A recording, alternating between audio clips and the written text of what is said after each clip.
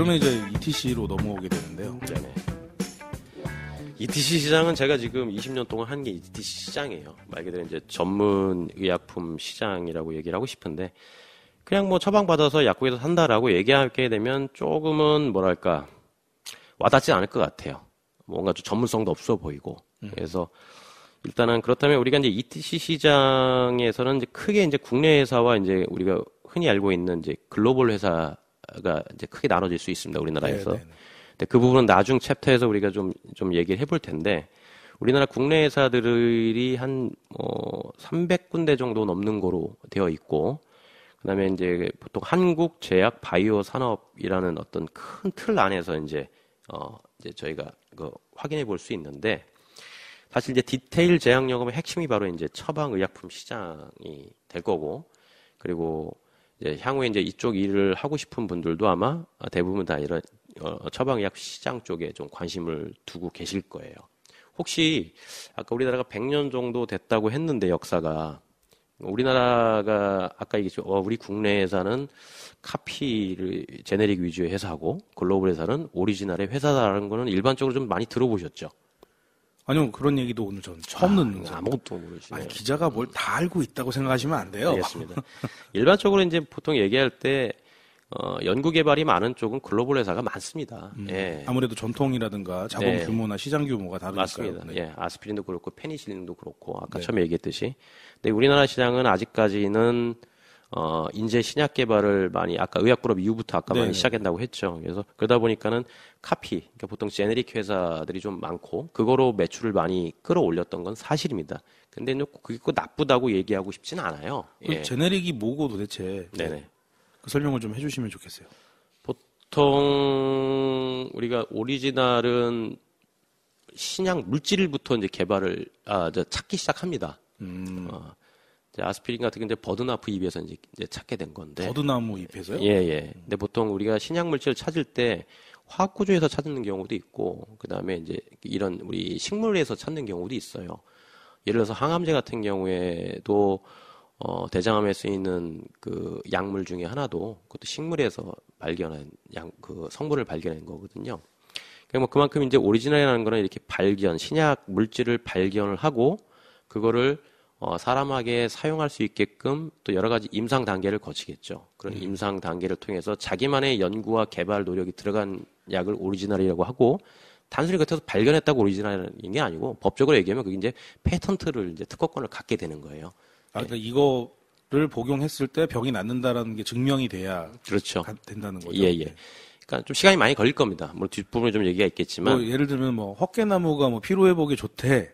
네. 라고 한다고 해서 헛개나무 추출물이 무조건 다 오리지널. 지금 건식으로 가 있잖아요. 어쨌든 예를 들면 그렇습니다. 쉽게 이해를 할 수 있도록 하자면 그런 건데요. 예. 그다음에 결과적으로 시간이 좀 많이 걸려요. 얼마나 걸릴 것 같으세요?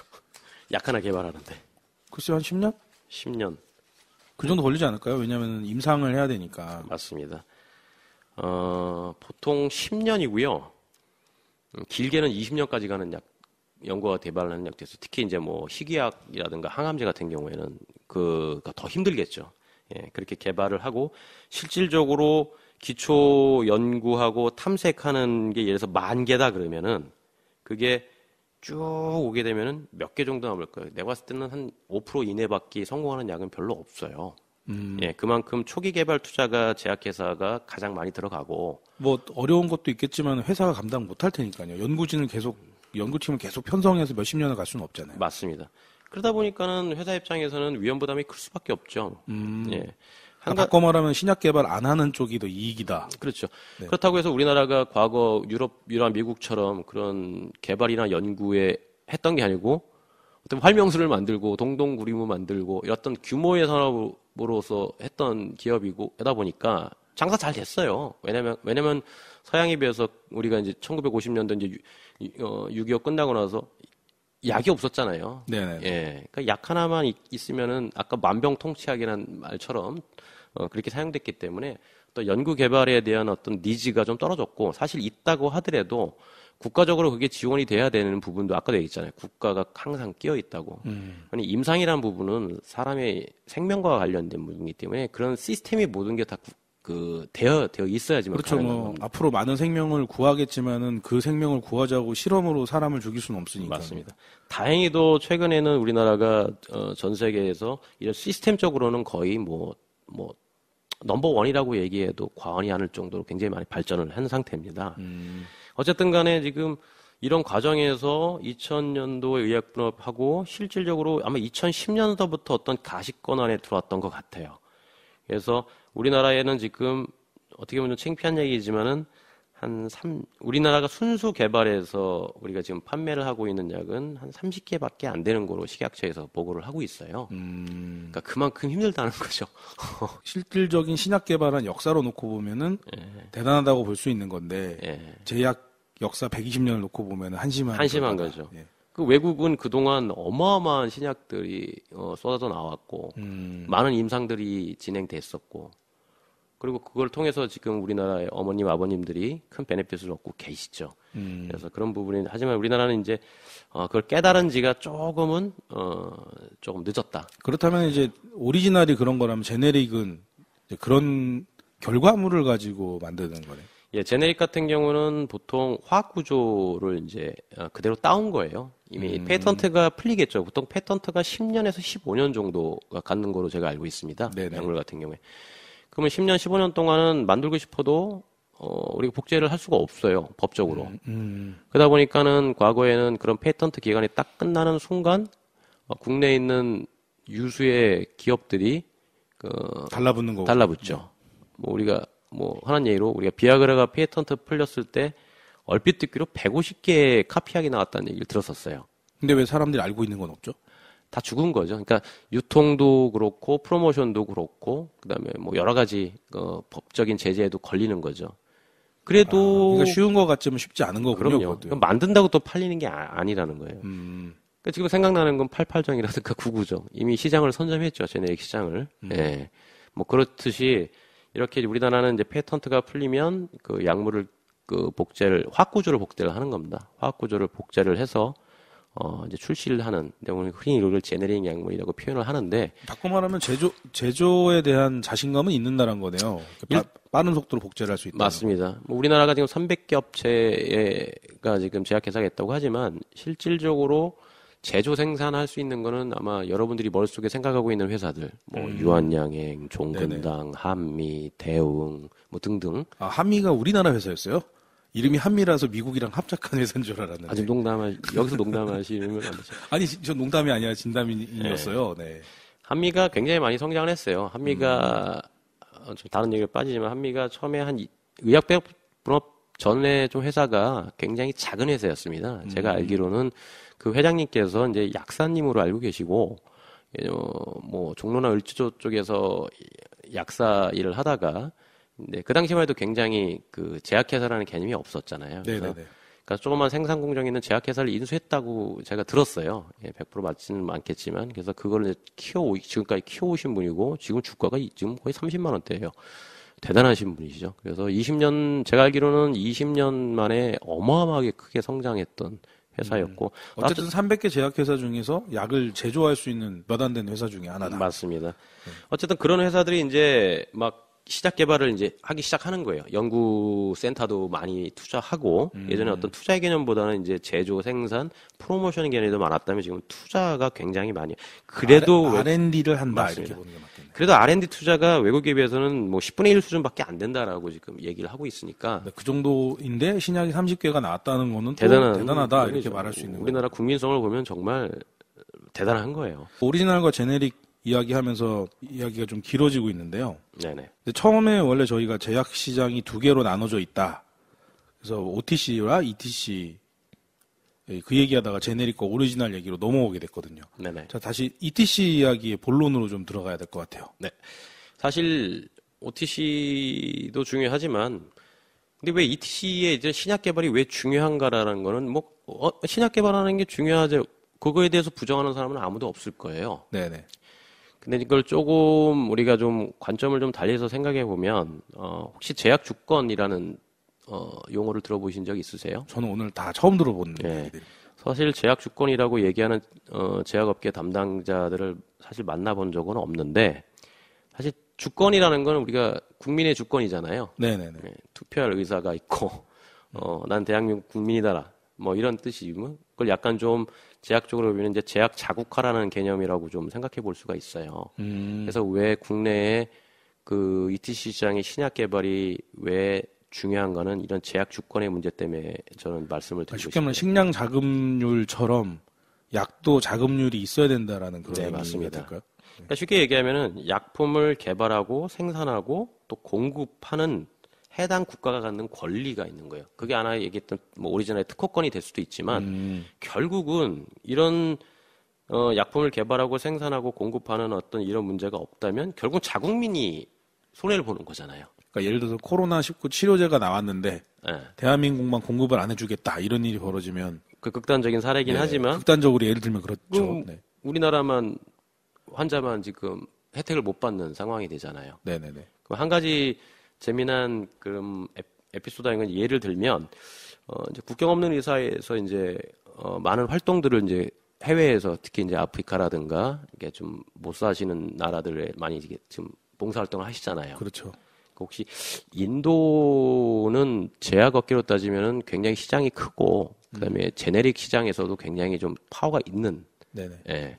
나라이긴 한데 하지만 거기는 또 카스트 제도가 있잖아요. 그러니까 못 사시는 분들이 굉장히 많아요. 뭐 불가촉, 천민 뭐 이런 사람들 아직도 있으니까요. 예. 네. 결핵이 지금은 크게 우리나라에서 그 위험화되고 있지 않지만 후진국 같은 경우는 아직도 결핵이 많을 수밖에 없어요. 의료 시스템이 받쳐주지 않기 때문에. 그래서 인도 같은 경우에 그 결핵이 되게 문제가 됐던 적이 있었어요. 최근도 문제가 됐었는데 그 결핵약 중에서 최근에 그 약물 내성을 가진 결핵약이 있습니다. 그러니까 보통 결핵약이 보통 이제 타블렛으로 먹는 약이 있고 주사제로 먹는 약이 있는데 주사제로 그 맞는 결핵약은 굉장히 부작용이 심하고 현재 일반적으로 사용이 잘 되고 있지 않아요. 예. 우리나라도 그 옛날 단편 소설 같은 거 네. 이제 보면 결핵약 나오거든요. 스트랩토마이신이라고. 근데 저는 기억이 없는데. 네, 저는 공부를 열심히 했습니다. 마이신은 일단 저기 주사예요. 네네. 스트랩토마이신 나오는데 이제 그게 약이 비싸고 부작용이 많다라고 나와요. 네. 그러니까 결핵이 지금 요즘으로 따지면 항암 치료하는 것처럼 그런 위험성을 갖고 있었다는 거죠. 근데 이제 그 제약회사 중에 존슨앤존슨이라는 회사가 있어요. 제약회사군요. 네. 그 무슨 바디로션 만드는 회사인 줄 알았는데. 근데 이제 사실 제약회사가 꼭 100% 제약회사만 가지고 있는 회사는 그렇게 많지는 않아요. 네네. 그러니까 쉽게 얘기해서 아까 제가 바이엘에서 일을 했다고 했는데 바이엘 헬스케어는 바이엘 그룹의 하나의 가지일 뿐이에요. 바이엘 하면 생각나는 게 일단은 혹시 기억나는 게 아스피린 말고. 인쇄업으로 유명한 데 아닌가요, 혹시요? 바이엘은 화학회사입니다, 화학. 어쨌든 제약도 화학이잖아요. 네. 근데 그런 제약이 아니고 다른 화학. 네네. 예, 어떤 우리가. 벽지 만든, 장판 만든. 플라스틱 만들 때 어떤 그런 원료라든가 이런 네네. 화학회사로서의 입지가 가장 크고, 일단 독일은 2차 대전 전부터 화학이라든가 이런 쪽은 발달이 돼 있잖아요. 그다음에 두 번째로 이제 씨앗입니다. 씨앗. 예, 우리가 이제 가끔 시골을 가다 보면 바이엘 그 로고가 이렇게 써 있고 동물 있고 그다음에 그걸 씨앗을 뭐라고 하죠? 우리가 보통 종묘산업이라고 하죠. 예. 그런 것들이 시골 가면 보여요. 저도 바이엘에서 일하기 전에 저 제약회사 아닌가 이렇게 생각했었는데 사실 종묘 사업하고 화학 사업으로 바이엘이 가장 커요. 예. 그런 것도 마찬가지로 이 존슨앤존슨도 굉장히 M&A로 굉장히 등치가 커진 회사고. 저는 깨끗하게 맑게 자신 있게만 생각했는데. 네, 화장품이라든가 이런 피부 이런 보습제도 되게 유명하지만 이 존슨앤존슨은 약뿐만 아니라 디바이스 쪽에서도 굉장히 강합니다. 특히 우리 MI 그 심장마비로 쓰러졌을 때 우리가 카테터 시술을 받는다고 하거든요. 네네네. 거기서 존슨앤존슨 거의 독보적이에요.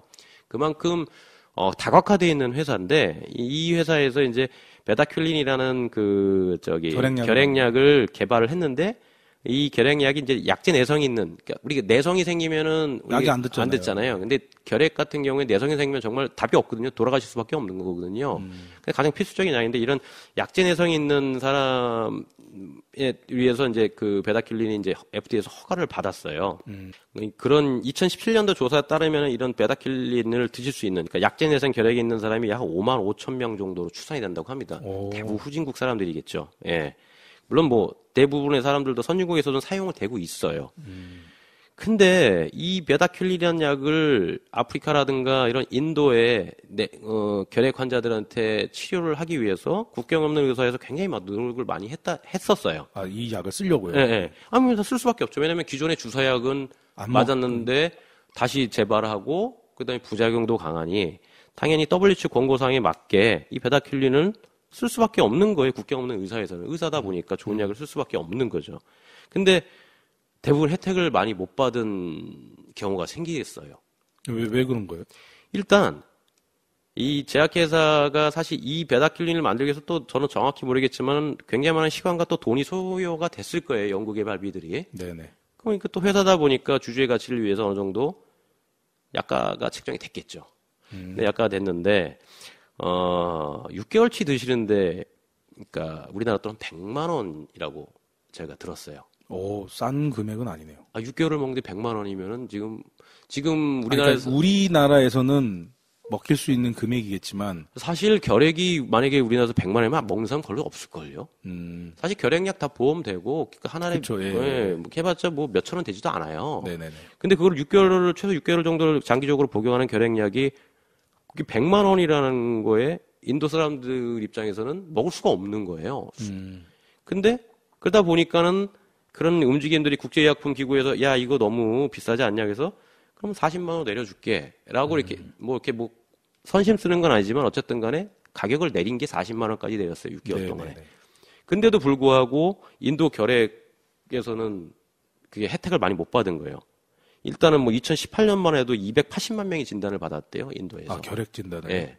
그렇다면은 만약에 인도에서 결핵약에 대한 개발 독점권이라든가 연구 개발 능력이 있다면 이런 이 다국민 280만 명이라는 사람이 결핵으로 고통받지는 않았겠죠. 그래서 저는 그거를 상당수가 그 안에서 또 사망했을 거예요. 그럼요.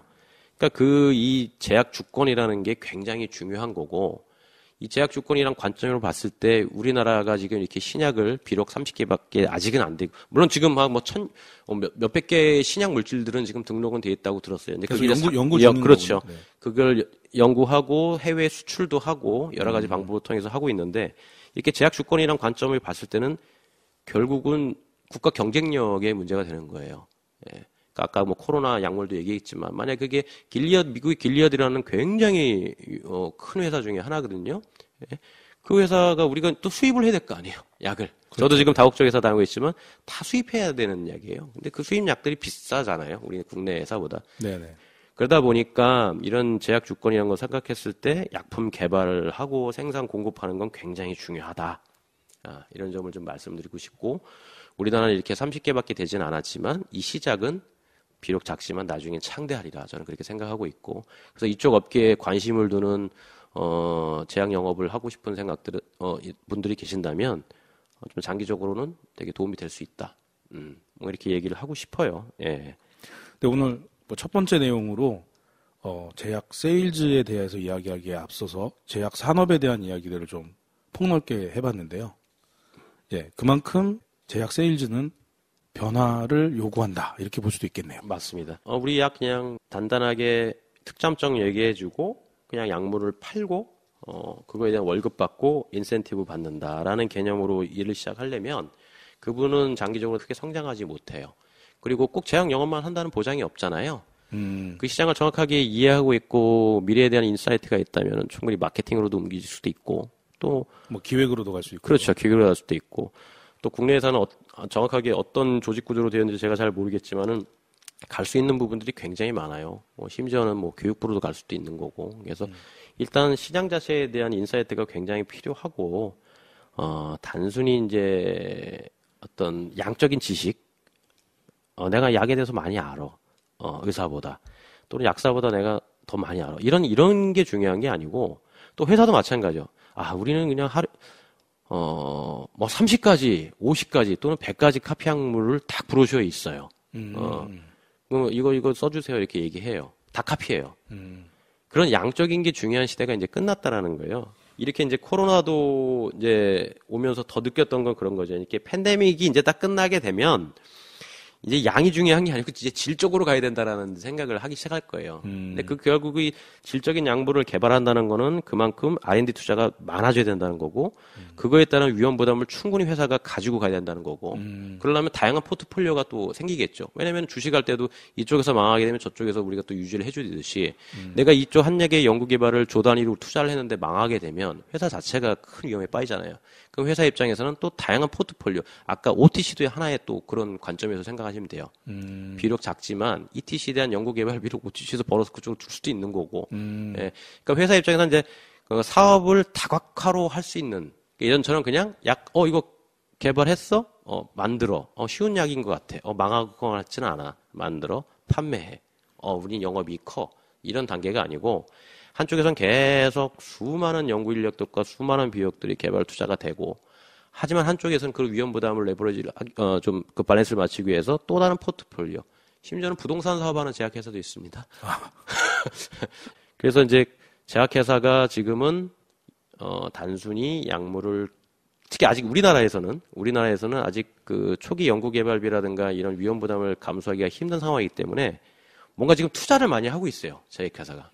꼭 부동산뿐만 아니라.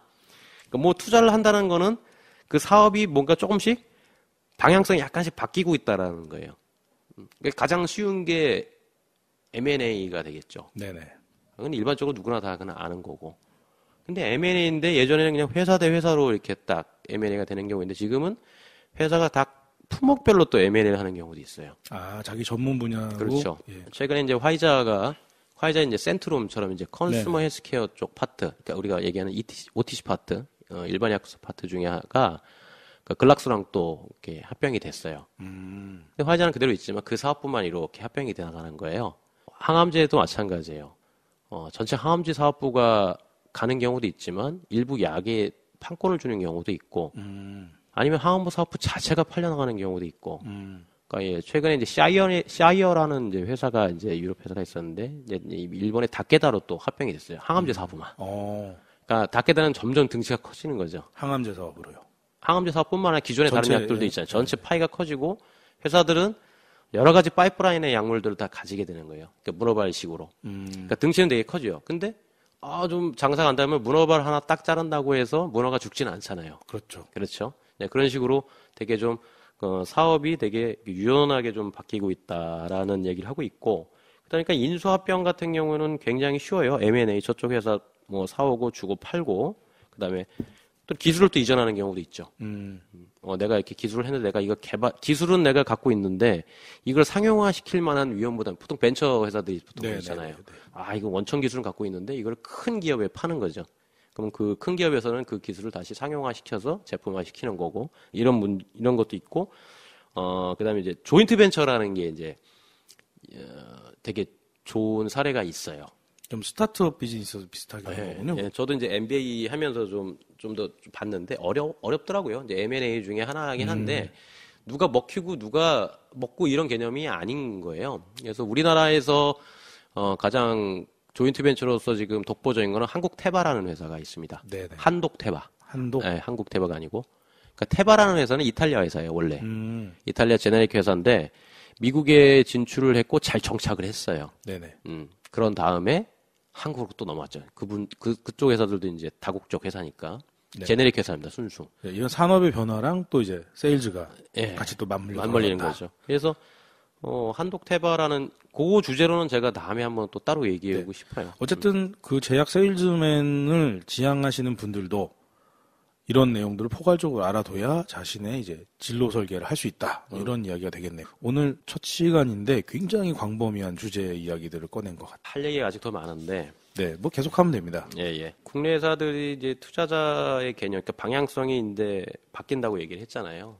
그 방향성이 뭐냐면 요거는 최근에 나온 이제 용어들인데 no research 그다음에 develop only라는 이제 회사들이 많이 생기기 시작했어요. 처음 들어본 얘기죠. 네, 노 리서치면은 연구는 하지 않고 맞아요. develop only. 개발만 한다. 개발만 한다. 그러니까 삼성 바이오로직스 뭐 이런 거 생각하시면 돼요. 최초에. 그러니까 우리 에날도라고 NRDO 뭐 이렇게 이제 얘기를 하는데 이게 이제 연구는 안 하는 거예요. 연구는 안 하는데 개발만 하는 그걸 또 상용화시켜서 또 파는 거예요. 아니 근데 연구랑 개발은 같이 가는 건데 이게 어떻게 다른 거예요? 일반적으로 외국 회사들은 이미 해오고 있었는데 어떤 개념이냐면은 사실 우리가 신약을 개발하기 위해서 어떤 물질을 찾아내는 때는 굉장히 시간이 많이 걸리잖아요. 또 후보 물질도 많으면 그걸 또 선별을 해야 되고 뭐가 되게 시간이 많이 걸리거든요. 그러면 수익을 창출할 수 있을 동안의 기간도 시간도 그렇고 비용도 그렇고 그러다 보니까는 이렇게 하지만 또 그 벤처는 또 물질만 이렇게 찾는 회사들이 있어요. 네네. 근데 그걸 개발할 수 있는 능력은 없어요. 돈이라든가 어떤 인력이라든가 이게 안 되기 때문에. 기초 연구 단계에서 물질을 찾았어. 근데 이걸 뭔가 좀 개발을 하려면 뭔가 좀 이렇게 좀 단도해줘야 되는데 계속 후발 투자들이 더 많이 들어가야 된다. 그럼 요걸 좀 더 뭘 이용해야 되는데 자기네들은 능력이 없으니까 요거를 디벨롭만 하는 회사한테 넘기는 거예요. 그러니까 사냥개와 포수 같이 그렇지. 사냥감 몰아오는. 그렇지. 예. 그러면 디벨롭 회사는 또 이제 그쪽의 전문가들이니까 그런 후보 물질들을 잘 선정을 해서 사와요. 그럼 그거를 이제 약물이라든가 어떤 뭐 개발을 하려면 어떤 프로세스 공정들이 필요할 거 아니에요. 뭐 프로토타입을 만든들 아니면 최선의 일상을 하든 그렇게 디벨롭만 하는 거예요. 그러면 이제 화이자 같이 큰 회사들이 그런 회사들을 또 보는 거예요. 그 기술 좋네. 그럼 기술을 나한테 좀 넘겨. 우리가 상용화 해줄게 하고 어마어마한 돈을 지불하고 사오는 경우도 있고. 외국은 이미 그런 것들이 많았고 심지어는 이런 개발 단계가 아니고 아예 처음부터 신약 물질을 발견한 건 괜찮을 것 같아 하고 사오는 경우도 있어요. 큰 회사들에서. 자체 개발, 연구 개발 팀들이 있으니까. 그러면은 이제 그 바이오 벤처들은 찾기만 해도 되는 거네요. 찾기만 해도 되는 거죠. 네네. 근데 요즘에는 이제 찾고 개발하는 단계까지 많이 커지고 있죠. 특히 셀트리온인 같은 회사들. 우리나라의 바이오 그렇죠. 같은 경우. 예. 가장 대표적인 게 셀트리온하고 이제 삼성 바이오로직스가 삼바라고 하죠, 우리가. 그 회사들이 있는데 그렇게 이제 패턴들이 조금 아까도 얘기했지만 포트폴리오들이 조금씩 바뀌는 거예요. 위험 부담을 최소화하고 그다음에 이익을 극대화할 수 있는 방법이 뭔지. 그러다 보니까 우리나라에서도 이제 유한약인 같은 경우에는 치료하고 그런 식으로 하고 있고 일동도 최근에 무슨 그런 그 바이오 벤처 뭐 이렇게 해서 이렇게 NRDO 회사를 또 차리고 일동 홀딩스인가 아마 뭐 그렇게 해서 그러니까 국내 굵직굵직한 회사들이 그렇게 좀 다각화를 해서 투자를 하고 예를 들어서 기술 개발했네 그럼 다시 넘겨 유한양행으로 그럼 거기는 또 다시 제조 공장이 있으니까 네네네. 같은 회사잖아요.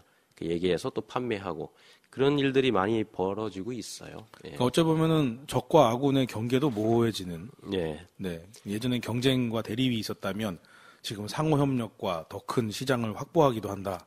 뭐 이렇게도 볼 수 있는 거네요. 결국은 제약회사들이 생존하기 위한 필수적인 변화인 거고, 걔네들이 뭐 그걸 하고 싶어서 예전에 어떤 그런 그냥 단순한 대량으로 생산해서 판매하는 개념이 아닌 분명히 신약에 대한 니즈는 필요하고 아까도 얘기했지만 신약이 있어야지만 제약회사가 살아남는데. 네네네. 근데 그거를 투자하거나 개발하기에는 너무나 리스크가 크고 그렇다고 그동안 그런 노력도 해오지 않은 상태에서 뭘 하자니 되게 불안한 거죠. 그러다 보니까 M&A를 하는 경우도 있고 일부 사업부를 매각하는 경우도 있고 아까 얘기처럼 NRDO처럼 기술만 이렇게 싹 팔거나 또는 사오거나 그리고 그걸 또 개발해서 또 팔거나 한미나 유한양행이 그런 걸 잘해요. 제약 세일즈라고 해서 좀 약장수 이야기가 될 줄 알았는데 이거 상당히 고차원적인 이야기들이 많이 나오는 재미없는 얘기입니다. 사실. 다음 시간에는 어떤 얘기를 나눠볼 수 있을까요? 지금 OTC, ETC 얘기했고 그다음에 회사들이 어떤 그 패러다임 변화들에 대해서 좀 말씀을 드렸잖아요. 네네. 그럼 약물을 회사가 그럼 일단 어쨌든 간에 회사가 일단 약물을 개발을 해야 되니까 약물을 개발을 하고 그럼 개발을 한다고 해서 다 시판이 되는 건 아니잖아요. 그렇죠. 어떤 필요한 과정들이 뭔지 그리고 그런 과정에서 국가가 어떤 식으로 개입을 하게 되는지. 근데 국가가 개입했는데, 약은 정말 좋은데, 뭐 예를 들어서 약가가 너무 잘못 설정이 돼서 포기하는 약들도 있어요. 그런 사례들을 좀 더 얘기하면 좀 더 지금보다는 재밌지 않을까 싶습니다. 발 맞추어서 또 제약 세일즈는 어떻게 맞춰가는지 네, 뭐 그런 식의 이야기들을 꾸며가면 되겠네요. 사실 뭐 제가 하고 싶은 얘기는 제약 세일즈 영업사원들이 지금 가져야 될 마인드셋이라든가 또 전략적인 사고방식, 그다음에 커뮤니케이션을 어떻게 해야 되는지 이런 부분에 초점을 맞추고 싶지만 단순히 이렇게 들어가면은 그냥 1차원적으로밖에 와닿지가 않아요. 네, 그래서 이야기를 복합적으로 풀어가야 돼요. 예. 일단은 제약 업계에 몸을 담고 싶다면 도대체 제약 산업이 뭔지. 그리고 최근에는 제약 산업이라고 안 그럽니다. 제약 바이오 산업이라고 합니다. 갑자기 바이오가 뭐 왜 끼어 들어왔지? 뭐 그런 부분도 좀 향후에 좀 얘기를 할 필요가 있을 것 같아요.